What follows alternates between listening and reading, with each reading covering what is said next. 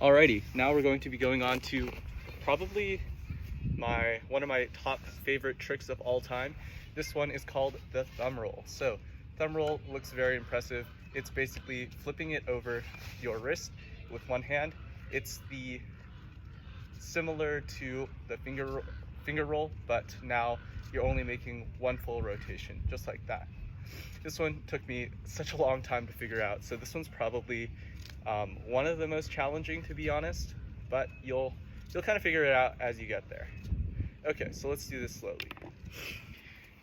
This can be done with either the right or the left hand, technically. I like doing it with my left more than my right, because my right cannot spin it as fast, as you can see here, but it's really up to you.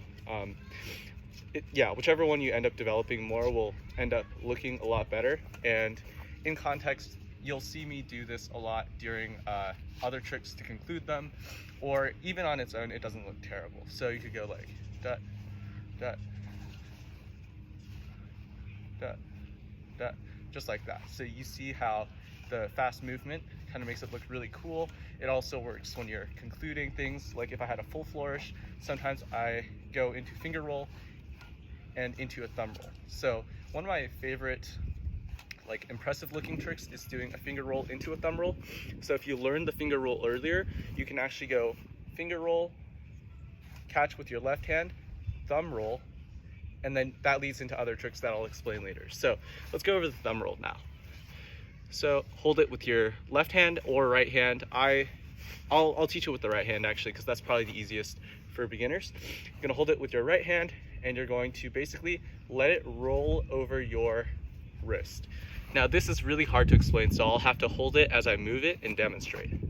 You're going to flip, you're going to let the momentum, this is why fast spinning is important, it'll roll over your thumb, which is wrist and thumb, which is why it's called a thumb roll, and it'll roll back into your hand.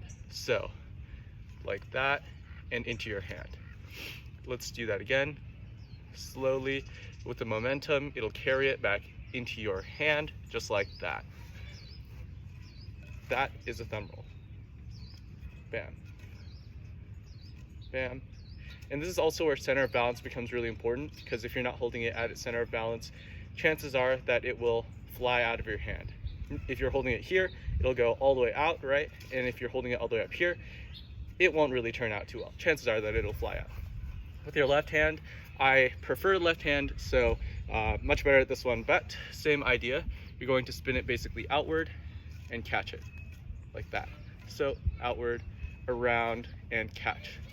Outward, around, and catch, just like that. Bam. And yeah, you'll kind of learn this one over time too. This one takes the most amount of effort because I think it's really easy to overthink and try and catch it before it's done its full turn, or not give it enough momentum and then it slides out of your hand. But if you kind of practice it a lot, then it'll become a part of second nature.